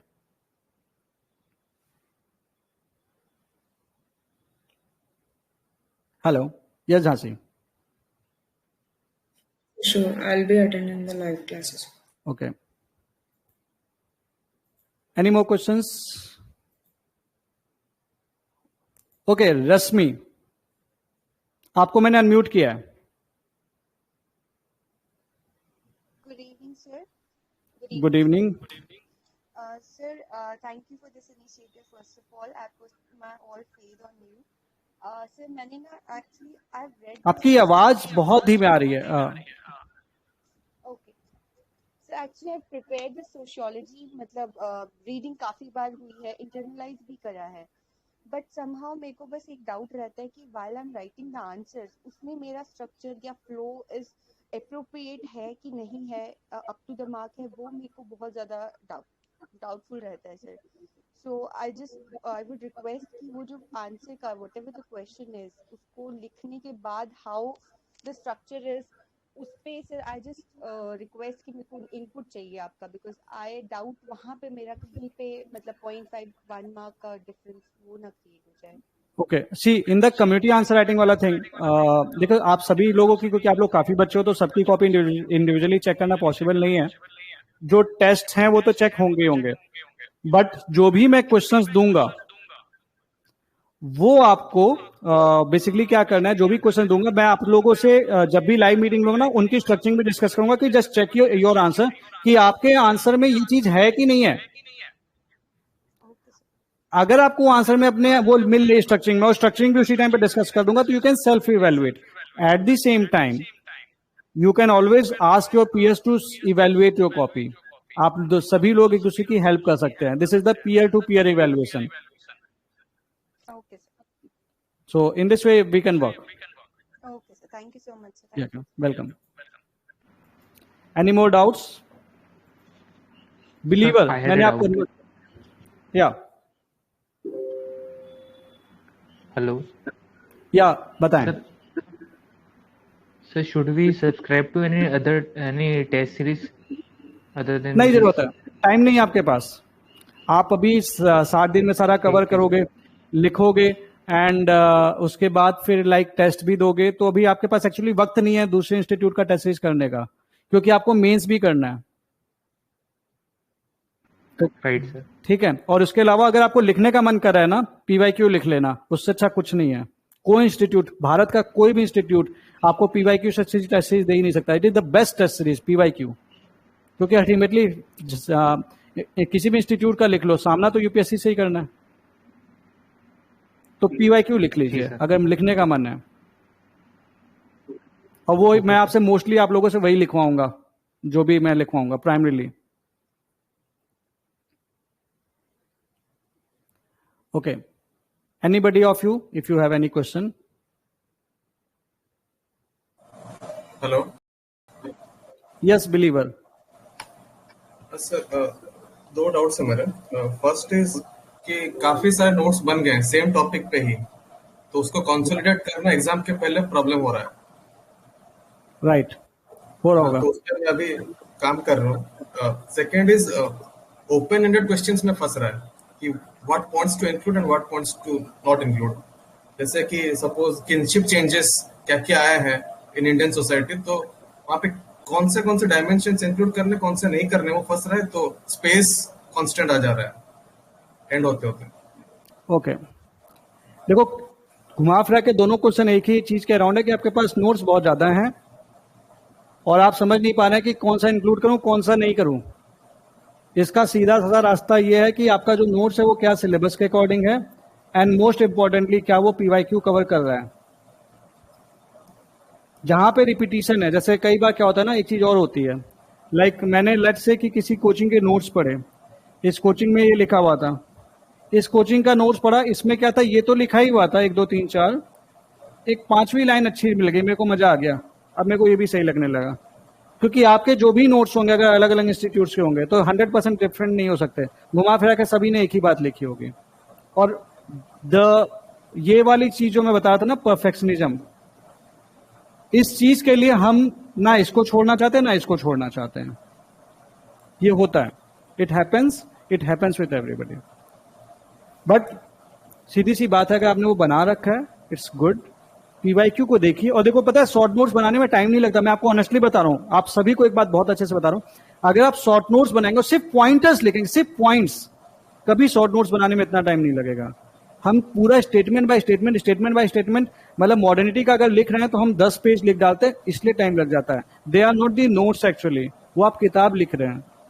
Modernity का कायदे से नोट्स आपका 1 2 पन्ने का होना चाहिए कायदे से, और उसके बाद कुछ थोड़ा बहुत होना चाहिए. अब मैं तो ज्यादा से ज्यादा 1 लाइन पेज और हो जाना चाहिए. लाइक डरखाइम, अगर मेरे को डरखाइम के नोट्स चाहिए तो टोटल डरखाइम मेरा 4 5 6 ज्यादा से ज्यादा 6 7 पन्ने में आ जाना चाहिए टोटल डरखाइम. थिंकर खत्म, ठीक, 40 पन्ने के अंदर पूरा थिंकर खत्म और 50 पन्ने के अंदर बचा हुआ, मतलब पेपर 1 आपका लगभग 100 120 पन्ने के अंदर खत्म हो जाना चाहिए. क्योंकि आप तो नोट्स बना रहे थे ना, आप किताब नहीं लिख रहे थे. पूरी जो कंटेंट है वो तो 250 पन्ने में तो ऐसे ही लिख दी थी सर ने. तो लोग क्या करते हैं ना, हम ज्यादातर गलती ये करते हैं कि हम एक्चुअली नोट्स नहीं बनाते, हम किताब लिखते हैं, किताब देख के हमें दूसरी किताब लिखते हैं. This is the problem. तो just try to do one thing कि आपने जो कंटेंट पढ़ा, ठीक है, आपको इसका कंटेंट ये अच्छा लगा, इसका कंटेंट ये अच्छा लगा, don't write the statement, just right the pointer, make a separate notes. आपके दोनों नोट्स एक साथ जगह पे कंसोलिडेट हो जाएंगे. अगेन हियर एक चीज है, it may happen that like let's say I से कि भाई मॉडर्निटी आपको नितिन सांगवान सर से पढ़नी है. मैं एक एग्जांपल लेके बता रहा हूं. But you have earlier join some institute you have some notes of this institute, you have some notes of this institute, you have read both the notes, and you are pretty happy with those notes. You don't need to read the Nitin Sangwan sir notes. No, use that, क्योंकि आपने पढ़ रखा है, आपको time कम लगेगा. But इसको पढ़ने के बाद PYQ देखना, और अपना एक इसके बेसिस पे बहुत ही शॉर्ट, जितना शॉर्ट हो सके, 1-2 पन्ने का पॉइंटर वाला, पॉइंटर इंपॉर्टेंट है. मैं जब नोट्स दूंगा ना तो आपको उससे एक आइडिया लगेगा. एक पॉइंटर नोट्स बना लेना और उसी को रिवाइज करते रहना. नहीं जरूरत है पढ़ने की. अब ऐसा थोड़ी है कि जो नितिन सांगवान सर की बुक नहीं पढ़ेगा वो सेलेक्ट नहीं होगा. होगा, बिल्कुल होगा. तो इस तरह से आप करेंगे तो आपके दोनों चीजें, आपका पढ़ा हुआ भी नहीं छूटेगा और आप इस चीज से भी बच जाओगे. तो ये कर सकते हो. फिर भी मन नहीं माना, अगर हो सकता है आपको ये लग जाएगा, अरे यार ये पढ़ लूंगा तो फोमो हो जाएगा कि नहीं छोड़ूंगा. तो देखो सीधी सी बात है, अगला बंदा जो इसको पढ़ रहा होगा वो उसको पढ़ने में 2 घंटे लगाएगा समझने में. आप इसको 3-4 पन्ने का टेक्स्ट है तो आप 15 से 20 मिनट के अंदर पढ़ के खत्म कर दोगे. देख लो, रीडिंग मार सकते हो. लेकिन कभी भी ये देख लेना, ऐसा मत करना कि सोशियोलॉजी सुबह उठाया 8 बजे से और रात के 4 बजे तक पढ़ रहे हो. ये मत करो, ये गलत है. टाइम भी मानना, भाई मेरे को खत्म करना है, इतने टाइम में खत्म करना है, क्योंकि आपको जीएस भी पढ़ना है. ये हमेशा ध्यान रखना. सिर्फ सोशियोलॉजी से सिलेक्शन नहीं होगा, सिर्फ जीएस से नहीं होगा, एक सही बैलेंस से सिलेक्शन होगा. So this thing you have to do. चीजें हो जाएंगे. बिलीवर. Yes sir. ठीक है, ठीक है. ठीक है. Okay. Anybody of you, if you have any question?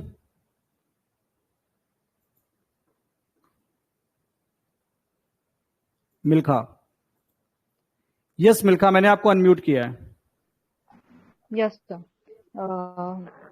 Sir, जो यूपीएससी का सोशियोलॉजी है और स्टेट पीसीएस का सोशियोलॉजी है, क्या उनमें कोई फर्क है?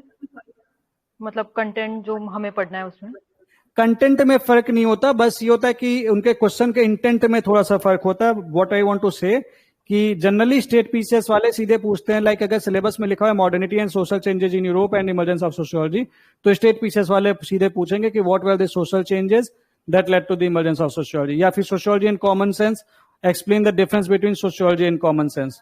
स्टेट वाले ये पूछेंगे. यूपीएससी क्या पूछेगा मैं आपको बता देता हूं.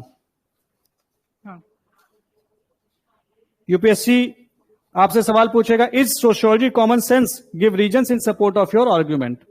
सेम है, पूछने का तरीका अलग हो गया. स्टेट वाला क्या पूछेगा, व्हाट इज द डिफरेंसेस और similarities between the sociology and common sense.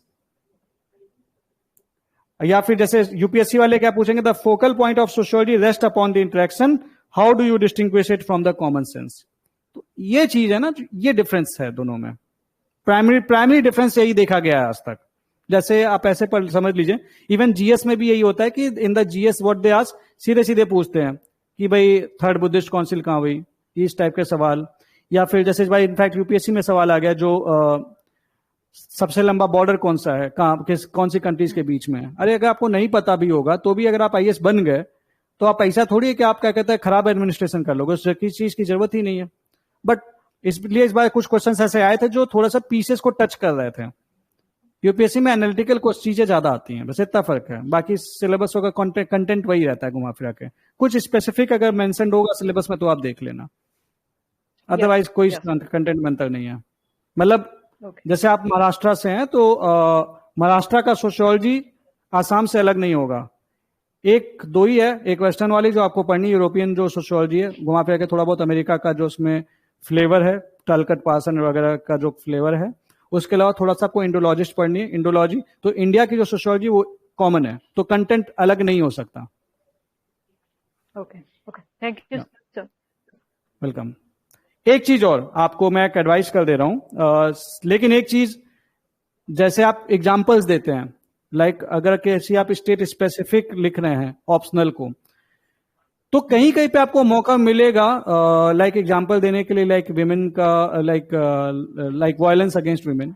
तो अगर आप स्टेट में लिख रहे हैं ना, तो आप अगर महाराष्ट्र का एग्जांपल थोड़ा सा दे सकें कि महाराष्ट्र में क्या हुआ, क्योंकि जनरली हम जब केस स्टडी भी देते तो स्पेसिफिक होती है, तो वो हेल्प आपको थोड़ा सा एक डीपर इंपैक्ट डाल सकता है कि इसको इस स्टेट के बारे में भी पता है.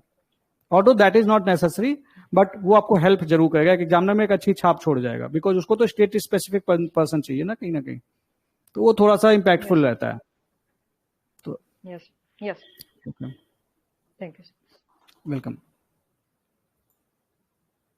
केपी मैंने आपको फिर से अनम्यूट किया है।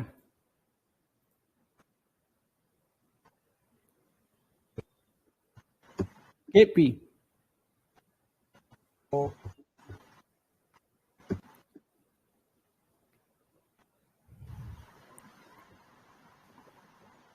Hello sir, am audible? अब आ रही है आवाज आपकी, स्वागत है, सर बताएं। ये सर टेलीग्राम दिक्कत कर रहा है सर, पता नहीं कैसे, मतलब वीडियो भी ब्लर आ रही है और आपने पहले भी अनम्यूट किया था, मैंने दबाया था, वो दोबारा म्यूट हुए जा रहा है सर।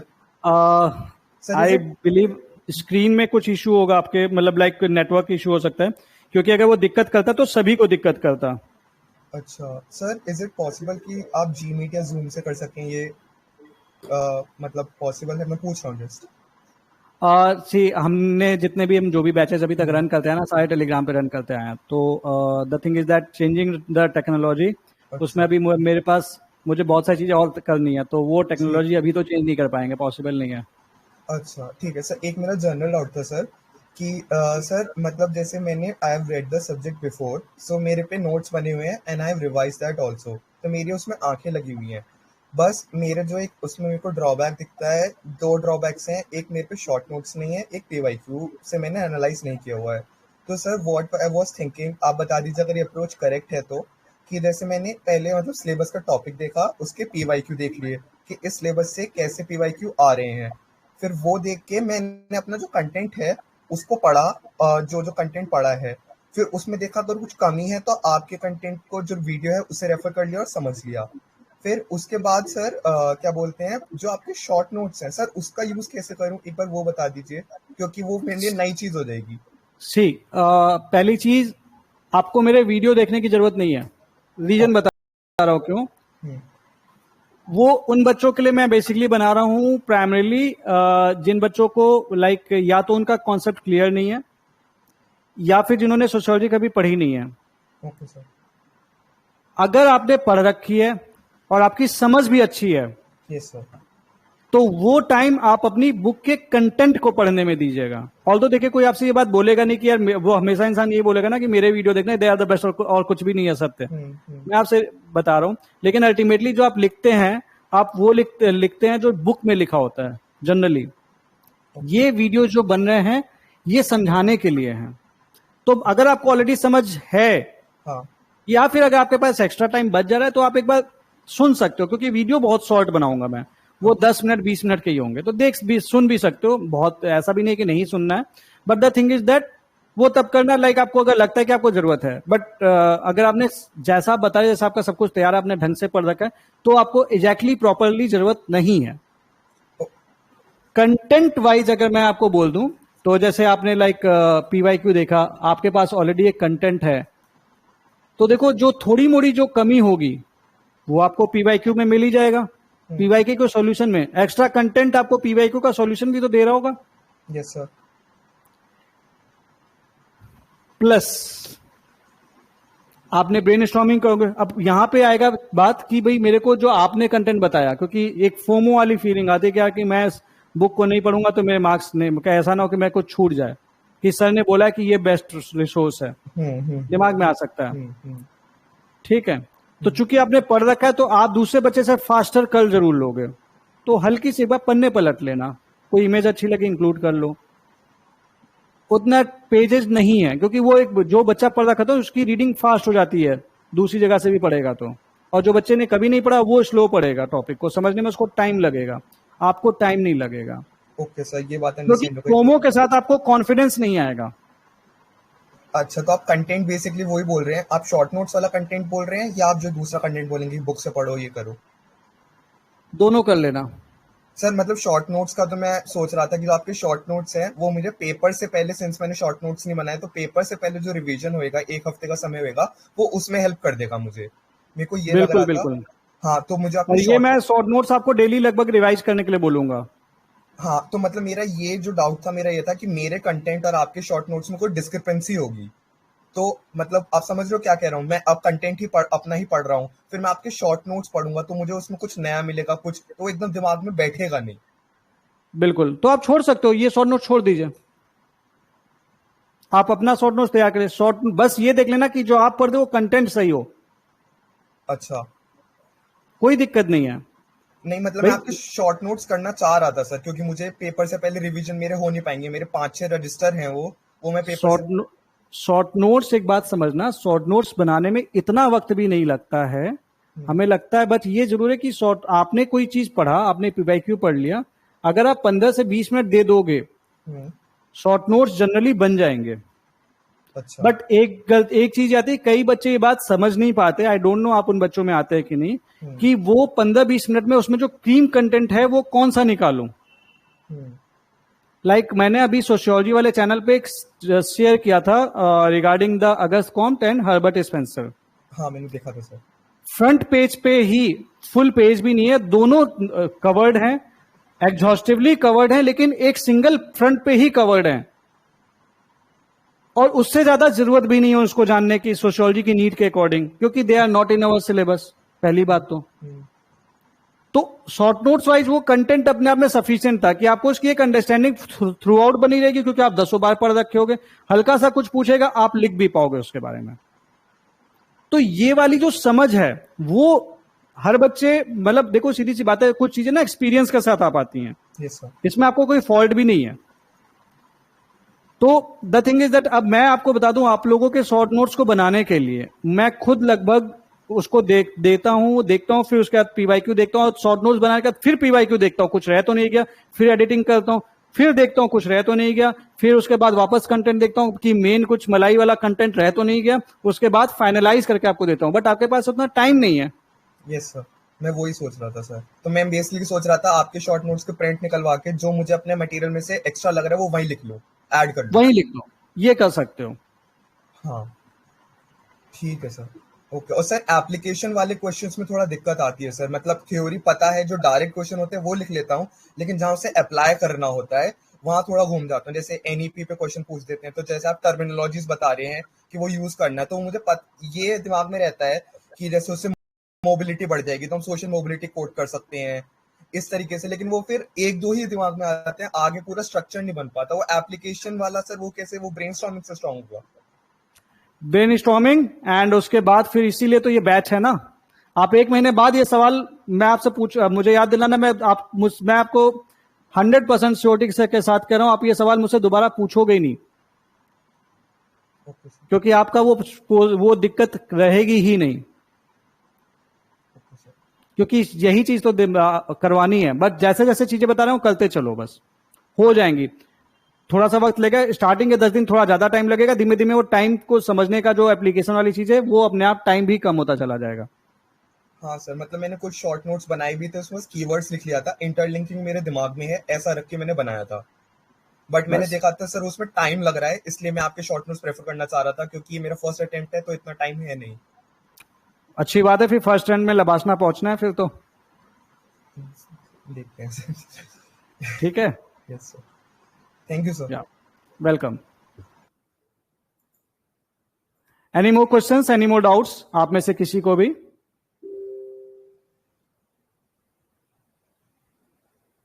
Know questions,